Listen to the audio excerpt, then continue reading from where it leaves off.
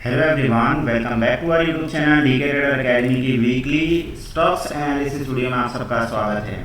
Guys, video की शुरुआत में ही मैं आपको डिस्क्लेमर दे दूं, मेरी तरफ से किसी भी तरह का कॉल या पुट का रिकमेंडेशन नहीं है। मैं किसी भी स्टॉक्स का एनालिसिस अगर आपको देता हूँ तो वो प्योरली एजुकेशनल पर्पज़ के लिए होता है।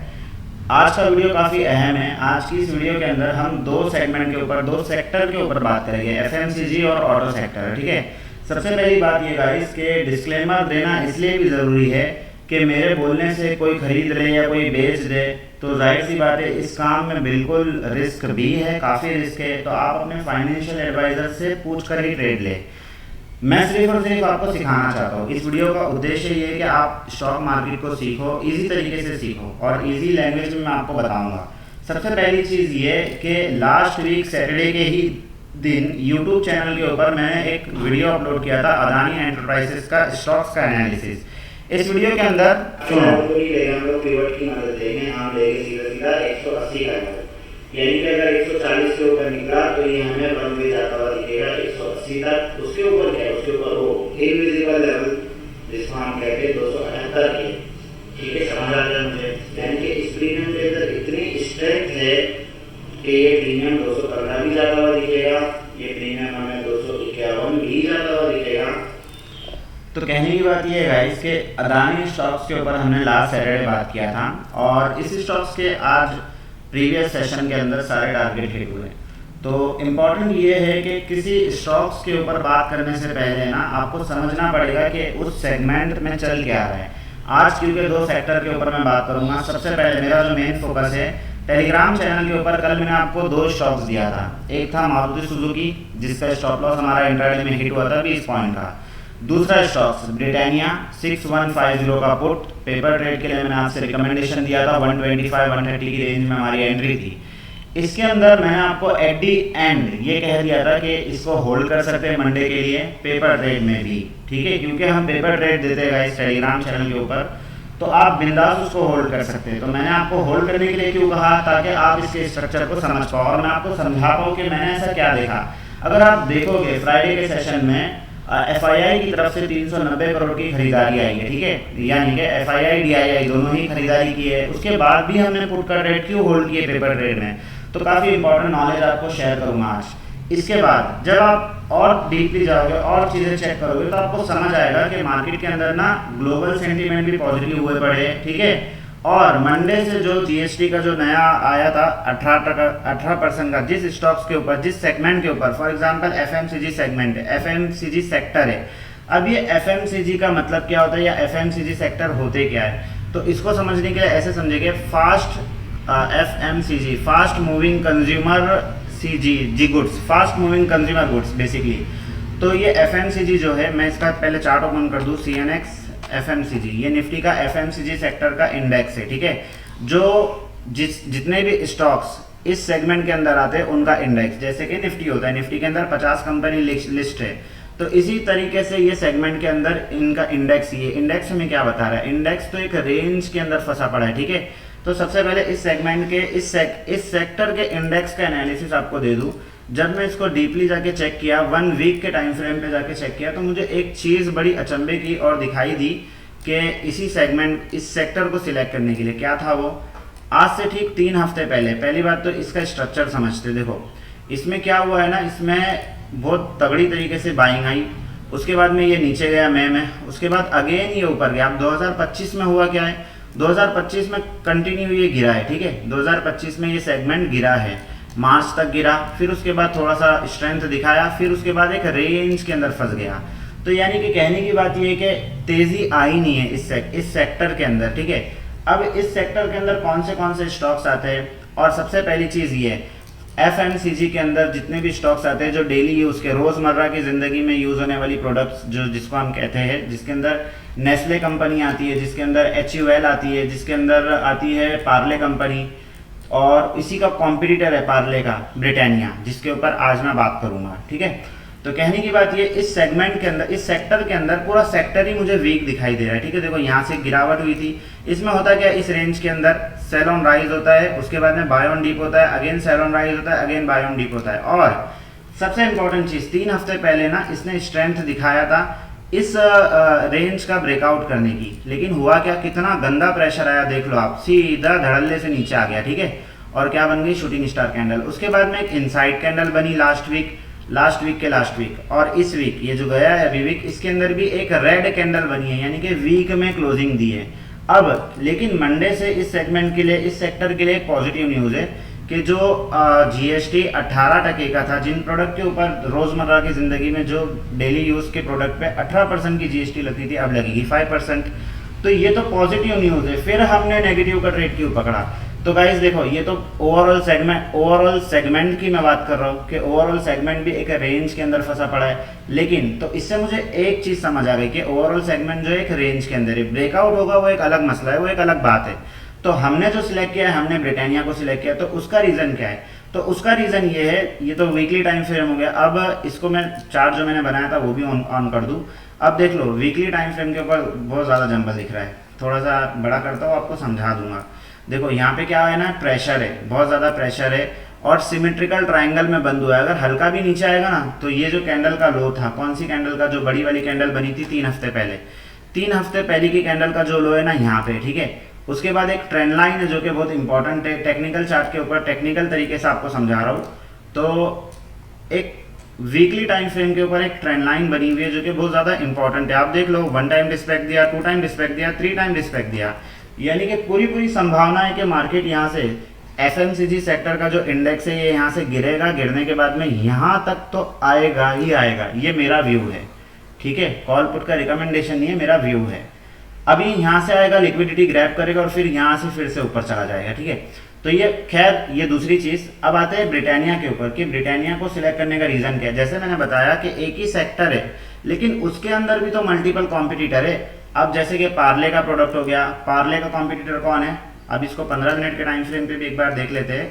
इंडेक्स को मैं दिखा रहा हूँ, इंडेक्स के अंदर 15 मिनट के टाइम फ्रेम के अंदर भी सिमेट्रिकल ट्रायंगल बना हुआ है। अगर ये वीक होता है 15, और मेरा ईएमए सेटअप भी लगा देता हूँ, देख लो 15 मिनट के टाइम फ्रेम के अंदर ना चारों ईएमए के नीचे क्लोजिंग आई है, यानी कि वीकनेस दिखा रहा है मुझे। अगर ये गिरता है तो फिर ये लिक्विडिटी लेने के लिए यहाँ तक तो आना चाहिए इसको, 55,900 तक। अभी कहाँ चल रहा है? 56,300 चल रहा है, यानी कि मोटा मोटा 600 से 700 पॉइंट का मूवमेंट मुझे दिखाई दे रहा है। वो अलग बात है कि मंडे एक बड़ा गैप अप हो जाए, होगा नहीं, भले कितनी भी पॉजिटिव न्यूज़ आ जाए, क्योंकि पूरा ओवरऑल सेक्टर जो है वो वीक है। पहला पॉइंट मेरा ये निकला, ठीक है। दूसरी चीज़, अब चलते हैं ब्रिटानिया पे और सीधा सीधा ब्रिटानिया को समझाता हूँ। ये तो समझ आ गया कि क्यों मैंने सिलेक्ट किया हूँ ये सेक्टर, ठीक है। अब ये समझा रहा हूँ कि ब्रिटानिया क्यों सिलेक्ट किया। तो जब मैं चेक किया ब्रिटानिया के चार्ट को, तो क्योंकि ब्रिटानिया भी एक अच्छा खासा स्टॉक है, स्ट्रेंथ था ब्रिटानिया के अंदर। जब हम इसको 1 डे के टाइम फ्रेम पे जाएंगे ना, तो हमें समझ आएगा कि इसके अंदर कितनी स्ट्रेंथ थी, ठीक है। अब देख लो 1 डे के टाइम फ्रेम के ऊपर मुझे दिखा रहा है भाई ये तो अपने ऑल टाइम हाई के ऊपर ट्रेड कर रहा था, ठीक है। देख लो ऑलमोस्ट इसने ऑल टाइम हाई लगाया था। कब लगाया था? इसका ऑल टाइम हाई लगा था अक्टूबर 2024 में, ठीक है। अब वापस से आ गया 2024 अक्टूबर। पूरे साल भर में ये नीचे गया, कहाँ तक नीचे गया था? ये गया था ऑलमोस्ट 4,500 तक, मतलब ऑलमोस्ट 2,000 पॉइंट नीचे गया था। उसके बाद अगेन इसने 2,000 पॉइंट की रैली दिखाया। अभी कहाँ ट्रेड कर रहा है? इसका जो हाल फिलहाल में जो न्यू हाई लगा था 4 सितंबर को लगा था, वो था 6,300 का, ठीक है। लेकिन मुझे ऐसा क्या दिखा जिसके अंदर मुझे ये चीज़ आ गई कि इसके अंदर हम पुट के अंदर जा सकते। तो इम्पॉर्टेंट ये था कि इसने क्या किया ना, एक रैली दिखाया। देखो प्राइस एक्शन के तहत मार्केट चलता है, हम टेक्निकल एनालिसिस कर रहे हैं। तो इसने क्या किया, एक तो रैली दिखाया अपसाइड की तरफ, और एक इंपॉर्टेंट लेवल था 5,925 का, यहीं से फिर से गिरावट दिखाया, फिर अगेन सपोर्ट लिया, अगेन ऊपर की तरफ गया और इसी लेवल से फिर से रिजेक्शन लिया, ठीक है, और तोड़ के फिर से नीचे आ गया। अब नए सपोर्ट तक नीचे आया। अभी आपको डिज़ाइन दिखेगा लेकिन समझ आएगा पूरा। नीचे आया, अगेन यहाँ से ट्विज़र बॉटम या हैमर कैंडल बनाते हुए फिर से रैली दिखाया, और कहाँ तक आया? सिर्फ 5,925 तक ही आया, ठीक है। अब कितनी बार इसने इस लेवल को रिस्पेक्ट दिया 5,925 को, ये समझाना मैं चाह रहा हूँ। तो इसने दिया 1 टाइम, 2 टाइम, 3 टाइम, और इससे पहले भी ये इसी लेवल से गिरा था, ठीक है। यानी कि ये क्या हो गया अभी, ये एक इम्पॉर्टेंट, पहले तो रेजिस्टेंस था ना, यहाँ से गिर रहा था, फिर वापस से यहाँ से गिर रहा था, फिर गिर रहा था। तो इसने क्या किया था, 3 बार रेजिस्टेंस लिया, फिर चौथी बार में क्या हो गया, हैवी गैप अप हो गया सीधा। अब हैवी गैप अप हो गया, लेकिन क्या ऊपर सस्टेन कर पा रहा है? तो ये बड़ी इंपॉर्टेंट सवाल है, ये बड़ा इंपॉर्टेंट क्वेश्चन है। तो 1 डे के टाइम फ्रेम के ऊपर अभी हम हैं, इसको डिटेल में समझेंगे।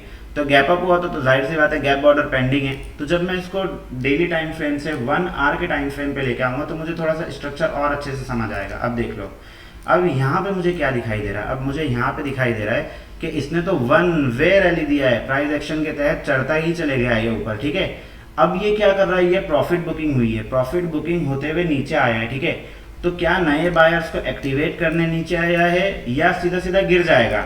दो कंफर्मेशन मैंने आपसे हमेशा कहा कि हम लोग क्या करते हैं, हम लोग 3 कंफर्मेशन के तहत ट्रेड लेते हैं, ठीक है। तो पहला कंफर्मेशन मुझे वीकनेस कहाँ पे दिखाई दी, अपने पूरे के पूरे ओवरऑल सेक्टर के ऊपर मुझे वीकनेस दिखाई दी, पहला पॉइंट मुझे वहां से मिल गया। दूसरा पॉइंट मुझे ये दिखाई दिया कि इसने एक टॉप तो लगाया था लेकिन ये सस्टेन नहीं कर रहा है, ये क्या कर रहा है, नीचे आया है, सपोर्ट तक तो आएगा, अब ये यहाँ तक आ गया लेकिन इसके पास में और गैप पेंडिंग है। कितने पॉइंट का गैप पेंडिंग है? अगर आप देखोगे तो इसकी जो लास्ट सेशन की क्लोजिंग हुई है फ्राइडे के सेशन की, वो हुई है 6070 के लेवल पे, ठीक है। और एक ट्रेंड लाइन के पास ही इसकी क्लोजिंग हुई है। मेरे पास में अभी कितना बड़ा मूवमेंट और बाकी है, 5925 तक, ये क्योंकि इसका एक डिमांड जोन है, तो यानी कि इसको यहाँ तक तो आना पड़ेगा ना डिमांड लेने के लिए, यहीं से न्यू बायर्स एक्टिवेट होंगे, उसके बाद फिर ये ऊपर की तरफ जा सकता है। तो मेरे पास में मोटा मोटा 200 पॉइंट का मूवमेंट है जो नीचे की तरफ ला सकता है ब्रिटानिया को, ठीक है। ये तो हो गया 200 पॉइंट के मूवमेंट की बात। अब बात करते हैं तीसरे पॉइंट की। तो जब तीसरे पॉइंट को आप समझोगे और 15 मिनट के टाइम फ्रेम के ऊपर आप आओगे और आप ऑन करोगे हमारा EMA सेटअप जिसके ऊपर मैं काम करता हूँ, तो आपको समझ आएगा कि इस स्टॉक्स के अंदर हमें चारों EMA के नीचे क्लोजिंग मिली है फ्राइडे के सेशन में। अब 4 EMA में कौन सी यूज़ करता हूँ, 20, 50, 100 और 200 जो कि आपके सामने लगे हुए हैं। अब देख लो चारों EMA के नीचे, और जो भी स्टॉक्स 200 EMA के नीचे होता है ना, उसका यानी कि उस स्टॉक्स के अंदर वीकनेस तय हो जाती है कि वीकनेस हो चुका है। तो क्या अब इसके अंदर इतनी स्ट्रेंथ है कि ये मंडे के दिन निकल जाए? नहीं, बिल्कुल स्ट्रेंथ नहीं है। अब इसके अंदर नए बायर्स का आना बहुत ज़रूरी है। वो कहाँ पे आएंगे? वो या तो 6000 के लेवल पे आएंगे, या तो 5925 के लेवल पे आएंगे, या 5900 के लेवल पे आएंगे, ठीक है। सबसे इंपॉर्टेंट चीज़ तो ये तो तय हो गया, जो मैंने होल्डिंग का कहा हूँ कि इसको होल्ड करो। क्यों कहा? यही सब चीज़ें, यही सब बारीकी देख के मैंने आपसे कहा कि इस स्टॉक्स को अपन होल्ड कर सकते हैं। दूसरी चीज़, इसका जो स्ट्रॉन्ग कॉम्पिटिटर है मार्केट के अंदर वो है पार्ले, नेस्ले और HUL वगैरह जो भी मतलब आते हैं इस सेगमेंट के स्टॉक, उनके मुकाबले में ब्रिटानिया काफ़ी थोड़ा सा वीक दिखाई दे रहा है। मैंने उनके भी चार्ट चेक किया बट वीडियो लंबी हो जाएगी, ठीक है। तो मेरे पास में 3 से 4 कन्फर्मेशन मुझे मिल गए कि मैं इसको होल्ड कर सकता हूँ आने वाले 2 से 3 दिनों के लिए, ठीक है। अब वो अलग बात है कि इसके अंदर एक बड़ा गैप अप हो जाए। तो हमने जो प्रीमियम का सिलेक्ट किया है, सबसे पहले तो 6150 का पुट मैंने सिलेक्ट किया, ठीक है। इसका सिलेक्ट करने का कारण ये था, जब मैं आपको पिवट लेवल लगा देता हूँ, पिवट के तहत मुझे इसके अंदर अपसाइड की तरफ जो मूवमेंट दिख रहा है, रेजिस्टेंस 5 वो दिख रहा है मुझे 340 रुपये तक के इनविजिबल लेवल। ये सारे इनविजिबल है, यहाँ तक तो मार्केट गया ही नहीं है। इसका जो हाई था इस प्रीमियम का वो था 198 का। इस प्रीमियम की अभी जो क्लोजिंग आई है लगभग 114 रुपये की आई है। हमारा जो बाइंग प्राइस है वो है 125 का। हमने क्या स्टॉप लॉस सोचा है? हमने सोचा है ये लो 98, ऑलमोस्ट 100 रुपये का ही मैं स्टॉप लॉस आपसे जिक्र कर रहा था कि हम लोग जो है 100 रुपये के स्टॉप लॉस को मेंटेन करते हुए चलेंगे। इसके अंदर 25 पॉइंट का स्टॉप लॉस था, लेकिन बदले में टारगेट कितने थे? टारगेट थे सीधा सीधा मोटा मोटा 100 से 150 पॉइंट के। तो प्राइस एक्शन के तहत हमने एक कैलकुलेटेड रिस्क लिया पेपर ट्रेड के अंदर। तो यही सिखाना मैं चाह रहा था कि किस तरह से एक स्टॉक्स का सिलेक्शन करते हैं। अब कोई कह सकता है कि भाई सब कुछ पॉजिटिव है, आपने धक्के में पुट के अंदर ले लिए। ऐसा नहीं है गाइस, मैं काफ़ी बारीकी देख के लिया हूँ। आपके सामने जो मैंने पूरे सेक्टर का अभी एनालाइज किया हूँ, ये हवाबाजी में नहीं किया हूँ, ये मुझे जो दिखाई दे रहा है मैंने वो किया हूँ, मेरा ओपिनियन मैंने आपको बताया हूँ, ठीक है। इसीलिए मैं कहता हूँ कि आप अपने फाइनेंशियल एडवाइज़र से पूछ कर ट्रेड ले, ठीक है। दूसरी चीज़, अब आते हैं ऑटो सेक्टर के ऊपर, क्योंकि ऑटो सेक्टर आने वाले पिछले कुछ दिनों के अंदर बहुत ज़्यादा बड़ी मूवमेंट दिखाया है। अब ये इथेरियम का एक ट्रेड हमारा ऑलरेडी चल रहा है, अभी चल रहा है 4477 रुपये पे। हमने इसमें कल रात को बाइंग बनाई थी 4460 रुपये पे, ठीक है। 60 रुपये पे हमारी बाइंग थी, शॉर्ट का ट्रेड था, हमारा व्यू है 4300 आने था, लेकिन ये पूरा का पूरा एक रेंज के अंदर फंसा पड़ा है, तो इसको जाने देते हैं फिलहाल। ऑटो सेक्टर के ऊपर बात करते हैं, निफ्टी ऑटो। अब इसके अंदर जो है ना मेरे एक मित्र हैं, उनका सवाल था कि ऑटो सेक्टर के अंदर कल के दिन में गिरावट क्यों देखने को मिली। तो जब हम इसको चेक करते हैं तो हमें पता चलता है 15 मिनट के टाइम फ्रेम के ऊपर इसने सपोर्ट लिया है एग्जैक्टली 100 EMA से, ठीक है। तो ये तो एक जाहिर सी बात है जो गिरावट हुई है ये एक रिट्रेसमेंट है, कोई गिरावट हम इसको नहीं कहेंगे कि गिर गया है स्टॉक्स, पूरी तरह से गिरा नहीं है। क्योंकि ऑटो सेक्टर की पिछले एक दिन पहले एक न्यूज़ आई है जिसके अंदर मारुति सुजुकी ने अपने जो उनकी कार्स है सारे मॉडल्स का जो है उन्होंने रेट कट किया है, ठीक है। तो ये तो एक पॉजिटिव न्यूज़ है, जाहिर सी बात है रेट कट्स होगा तो उनका डिमांड बढ़ेगा। तो ये सारी चीज़ें तो इस सेक्टर्स के ऊपर ना कुछ पर्टिकुलर स्टॉक से जो काम करते हैं, जैसे कि मारुति सुजुकी का कॉम्पिटिटर कौन है, मारुति सुजुकी का कॉम्पिटिटर है बजाज ऑटो, इसके अगेंस्ट में एक और आता है हीरो मोटोकॉर्प, ठीक है। तो इन सारे सेक्टर के ऊपर जो हमारे मित्र थे उनका सवाल ये था कि इन स्टॉक्स के अंदर शायद उनकी पोजीशन होगी वो बता नहीं रहे थे, बट उनका क्वेश्चन यही था कि ये स्टॉक्स तो ऊपर जा रहे थे फिर गिरने क्यों चालू कर दिए। वैसे इसके अंदर कोई गिरावट नहीं है। अगर आप देखोगे हीरो मोटोकॉर्प 15 मिनट के टाइम फ्रेम के ऊपर इसने क्या स्ट्रक्चर बनाया है, ये कि पूरा का पूरा ये कप हैंडल कप बना रहा है, ठीक है। अब ये कप तो इसने बनाना चालू किया है, अब ये यहाँ तक आना चाहिए इसको, ठीक है। फिर उसके बाद ये हैंडल बनाते हुए फिर से ऊपर की तरफ निकल जाएगा। तो कहने की बात ये है कि ऑटो सेक्टर पूरी तरह से पॉजिटिव है। हम लोग ऑटो सेक्टर के अंदर जो है ना बाय ऑन डीप का सिनेरियो से काम कर सकते हैं। अब डिटेल एनालिसिस देने की जरूरत नहीं है ऑटो सेक्टर में, होप आपको समझ आ गया रहेगा कि मैं क्या कहना चाह रहा हूँ, ठीक है। तो ये जो गिरावट है, हाँ बात सही है कि नीचे गैप पेंडिंग है, क्या है धड़ल्ले से ये गैप फिल करने आ जाएगा क्या, नहीं ऐसा नहीं है। अगर आप देखोगे तो 100 EMA पे अभी ये ट्रेड कर रहा है। हाँ आप इसमें इस तरह से काम कर सकते हो कि अगर आपको जैसे कि निफ्टी के सेंटीमेंट कुछ वीक लास्ट सेशन में दिखाई दिए हमें, बट उसके अंदर भी तो हमें बाइंग दिखाई दी, FII ने तो बाइंग किया है, तो मैं तो ये नहीं कह सकता कि आप लोग पुट ले लो, ठीक है। पुट लेने का जहाँ तक लॉजिक था ब्रिटानिया के अंदर मैंने आपको समझा दिया। लेकिन रही बात ऑटो सेक्टर की, तो ऑटो सेक्टर के अंदर ना अगर ये लेवल नीचे की तरफ ब्रेक होता है, कौन सा लेवल है 27,200 का, तो हम लोग सोच सकते हैं कि ये सेक्टर के अंदर गिरावट होगी। उसके बाद फिर ये 200 EMA तक आएगा ही आएगा, यानी कि 27,000 तक, वो भी 200 पॉइंट का मूवमेंट है नीचे की तरफ, ठीक है। बात कर लेते एक बार मारुति के चार्ट को फिर से देख लेते, ठीक है, क्योंकि मारुति ऑलवेज मेरे टाइम फ्रेम पे रहता ही है और मैं उसको देखता ही हूँ। तो मारुति सुजुकी के अंदर जो है लास्ट सेशन के अंदर क्या देखने को मिला हमें, ओके देखिए ये भी एकदम परफेक्ट है, 50 EMA के ऊपर ट्रेड कर रहा है, ठीक है। और परफेक्ट ट्रेंड लाइन से ही इसने सपोर्ट लिया। अगर आप देखोगे तो 1 2 3 चौथी बार इसने सपोर्ट लिया, इस ट्रेंड लाइन का रिस्पेक्ट दिया है इसने, यानी कि हम इसके अंदर ना पुट के अंदर जा सकते हैं, लेकिन कब जाएंगे, जब इस लेवल का ब्रेकडाउन होगा तब जाएंगे। कौन सा लेवल है, 15,800 का लेवल, अभी 872 के ऊपर इसकी क्लोजिंग आई है, 15,872 के ऊपर इसकी क्लोजिंग है, ठीक है। तो 70 पॉइंट तक तो हम लोग सोच नहीं सकते इसके अंदर नेगेटिव जाने के लिए। हाँ 15,870 के नीचे अगर निकलता है तो हम लोग एक शॉर्ट की पोजीशन बनाएंगे जिसके अंदर टारगेट हमारा रहेगा 15,700 का पहला, 15,700 के नीचे ना फिर थोड़ा सा लंबा होल्ड करेंगे इसको 15,500 तक, यानी कि एक मूवमेंट मिल सकता है 15,500 तक मारुति के अंदर। तो इसको नज़र में रखेंगे अपन और मंडे के दिन इसको वॉच लिस्ट में रखेंगे और देखेंगे कि अगर पुट का ट्रेड बनेगा तो डेफिनेटली इसको पकड़ेंगे, पैसा बन जाएगा, ठीक है। रही बात ये कि हीरो मोटोकॉर्प की, तो एक बार उसको भी देख लेता हूँ। हीरो मोटो गाइज, ये स्टॉक्स का एनालिसिस करना ना काफ़ी रिस्की होता है क्योंकि आपको पता ही है सेबी की तरफ से अलाउ नहीं है, बट मैं सिर्फ और सिर्फ पेपर ट्रेड के लिए आपको समझा रहा हूँ और आप प्लीज़ सीखो। आप जितना जल्दी मार्केट सीखोगे आपके लिए अच्छा है। देखो अब ये इसके अंदर क्या दिख रहा है, एक चैनल के अंदर ट्रेड कर रहा है, ठीक है। EMA सेटअप को बंद करता हूँ तो समझ आएगा। 15 मिनट का टाइम फ्रेम है और 15 मिनट के टाइम फ्रेम के अंदर एक चीज़ तो क्लियर हो गई है कि बहुत तगड़े तरीके से, एक मिनट क्या हो गया, हाँ ठीक है, इसके अंदर buy on dip sell on rise चल रहा है। आप देख लो ऑलमोस्ट 18 तारीख से सितंबर, हाँ मस्त तरीके से ये buy on dip sell on rise में चल रहा है। ब्रेकआउट हुआ था, अगेन नीचे आ गया, ठीक है।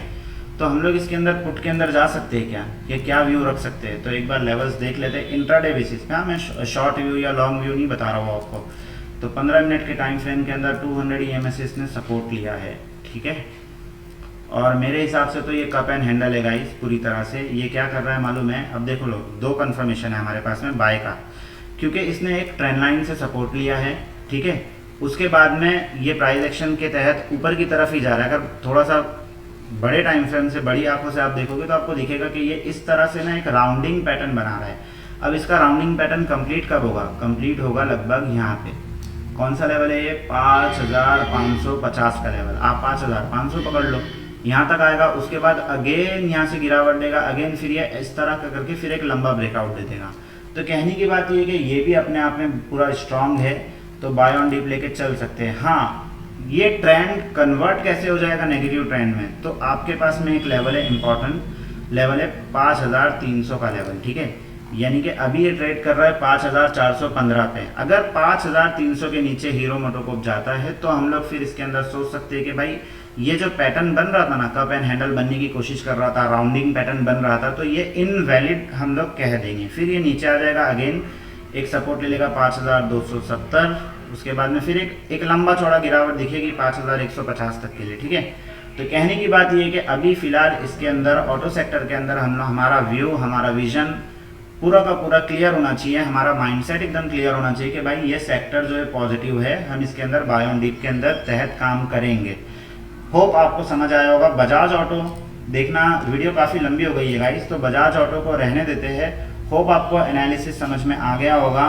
ब्रिटानिया के ऊपर हमारी नज़र है, हीरो मोटोकॉर्प के ऊपर नज़र है और मारुति सुजुकी के ऊपर नो डाउट्स एनी टाइम हम नज़र रखते हैं। अदानी के सारे टारगेट हिट हो गए। स्टॉक्स एनालिसिस वीडियो आपको अगर पसंद आती है गाइस तो आप मुझे ज़रूर बताएं। वीक में हम सैटरडे के दिन तो नो डाउट्स मैं आपको एक वीडियो दूंगा ही दूंगा, लेकिन अगर आपको अच्छा लगता है कि मैं स्टॉक्स का एनालिसिस आपको दूँ तो आप ज़रूर कमेंट करें, तो फिर हम कोशिश करेंगे कि वेडनेसडे के दिन भी आपको एक स्टॉक्स का एनालिसिस हम दिया करें। वीडियो अगर थोड़ी भी इन्फॉर्मेटिव लगी हो तो वीडियो को लाइक कीजिए, चैनल को सब्सक्राइब कीजिए, अपने दोस्तों के साथ में शेयर कीजिए। जय हिंद, जय भारत। टेलीग्राम चैनल को ज्वाइन करना ना भूलें, डिस्क्रिप्शन के अंदर लिंक है।